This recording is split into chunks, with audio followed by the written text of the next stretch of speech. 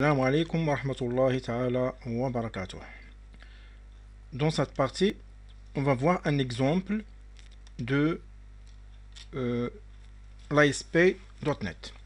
Donc le premier exercice qu'on va réaliser, on va voir l'utilisation de Required File Validator. Quel est l'objectif de cet objet? Donc cet objet, utiliser ce contrôle pour faire d'un contrôle d'entrée un champ obligatoire. Ça veut dire, si je laisse la zone de texte de nom et prénom est vide et je clique sur envoyer, donc avec l'objet qui s'appelle required file validator, donc si j'ai associé bien sûr cet objet avec la zone de texte de nom et prénom, donc l'objet ne va pas être envoyé tant que je n'ai pas encore entré bien sûr un nom et prénom ici. Même chose pour l'email. Si je veux un champ ou une zone de texte, obligatoirement qu'il doit être rempli. Donc dans ce cas, je dois utiliser l'objet qui s'appelle Required File Validator. Le contrôle d'entrée échoué à la validation si sa valeur ne change pas par rapport à la propriété initiale value lors de la perte de focus, c'est-à-dire lorsque la perte de focus, ça veut dire je quitte le focus ou l'entrée d'un objet. Plusieurs validateurs peuvent être associés au même contrôle d'entrée. Par exemple, un required file validator peut être utilisé pour garantir l'entrée d'un contrôle, tandis qu'en même temps, un range validator, qu'on va l'avoir par la suite, peut être utilisé pour s'assurer que l'entrée se trouve dans une plage de données spécifique. Donc, range validator, on va le voir, Inch'Allah, dans l'exercice qui suit. Donc, on va aller vers le VB. Donc, boîte à outils, vous avez les objets standards qu'on a déjà vus avec le visuel basique ou le VB formulaire, il y a les labels, les zones de texte. On va les utiliser bien sûr en même temps. Et il y a les objets de données pour la liaison avec la base de données et l'affichage des détails view, data list, les grid view. On va les voir par la suite. Et navigation. Et vous voyez ici même pour les connexions et web pages, on va aller vers validation. Donc, required file validator. Donc, avant d'insérer cet objet, on va aller vers standard. On a besoin d'insérer les éléments suivants. Donc, par exemple, si je veux insérer les labels, ou je peux taper nom et prénom, votre email et filière choisie, on peut le taper directement ou sur des labels. Mais obligatoirement, ici, on va insérer 3 zones de texte et un bouton de commande. Donc, par exemple, ici, je peux taper directement nom et prénom.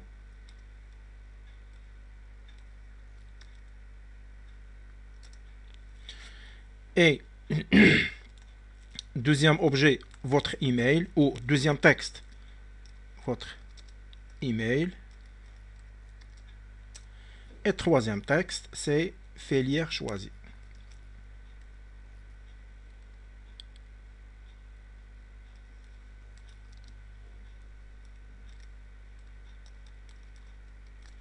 Voilà. Je peux aller ici. À côté, je peux laisser un espace. Et je vais aller vers boîte à outils. Et vers validation. Désolé. Je vais ajouter des zones de texte. Voilà.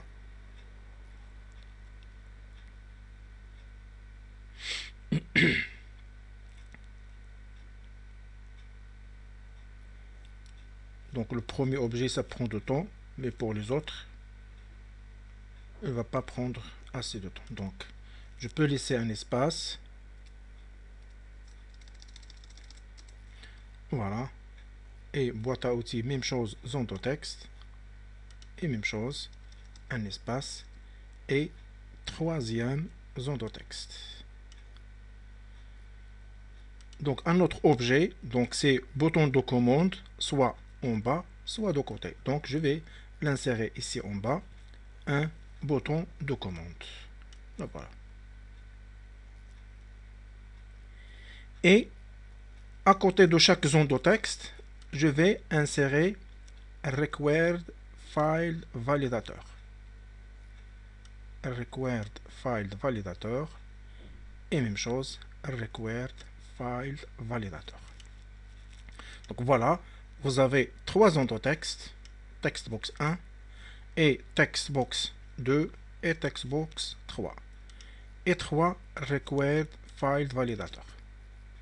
Donc, maintenant, je vais faire un essai sans réaliser, modifier les propriétés des objets. Donc, je vais lancer l'exécution soit à partir d'ici, soit bouton droit sur Default et afficher dans le navigateur.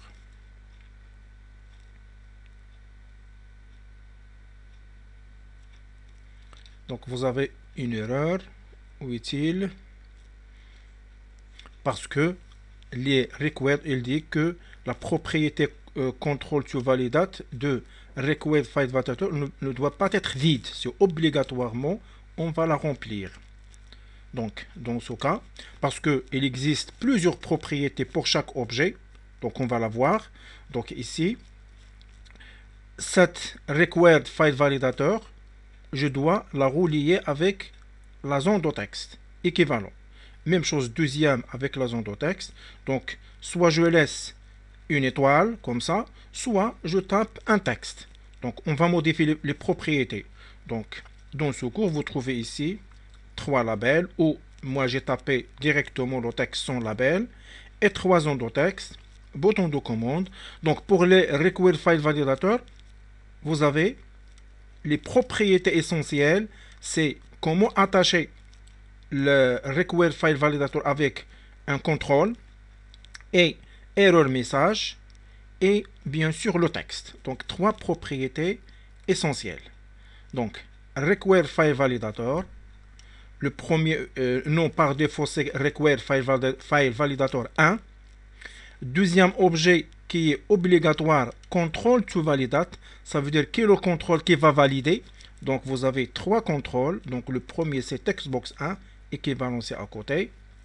Je vais faire même travail avec deuxième. Donc je sélectionne textbox 2 et pour troisième textbox 3. Je lance l'exécution avant de terminer les propriétés. Donc exécuter. OK.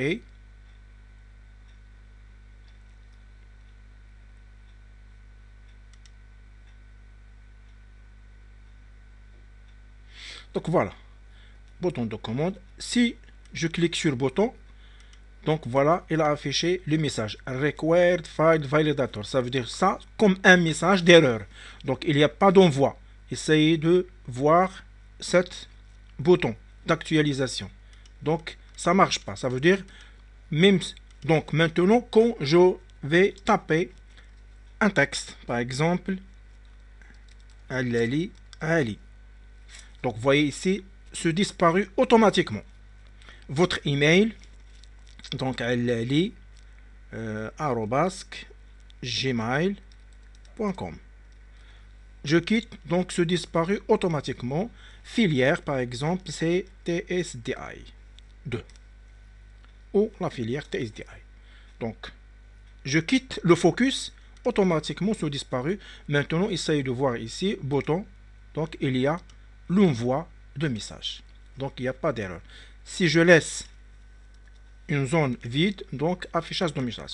Donc, on va compléter au lieu d'afficher ce message comme ça. Donc, on va le remplir avec un texte ou avec étoile. Donc, sélectionnez le premier objet.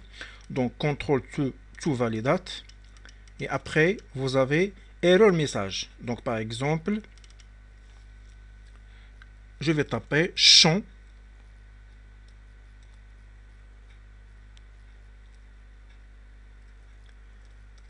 obligatoire ou un message que vous désirez, ça veut dire vous devez remplir le nom et prénom, et ainsi de suite. Donc, champ obligatoire. Même chose ici. Champ obligatoire. Et même chose. Champ obligatoire. Je lance l'exécution au bouton droit affiché dans le navigateur. Voilà. Champ obligatoire.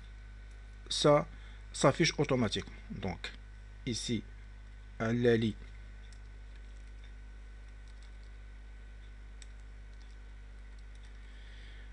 email.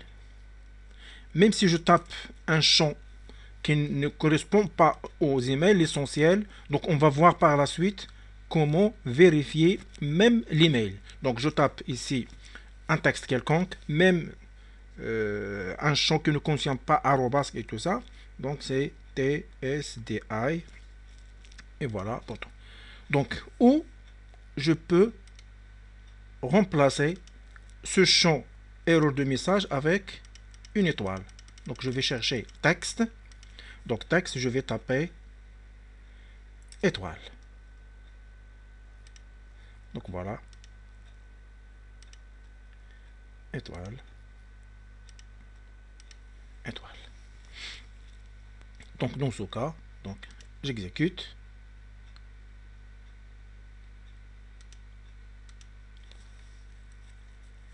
Donc voilà. Bouton, donc voilà les étoiles. Ça veut dire que ces champs, ils sont obligatoires. Voilà. Donc maintenant, il y a l'envoi de message avec bouton. Même si le bouton de commande, il est vide. Et voilà, concernant le premier exercice. Et à la prochaine, Inch'Allah.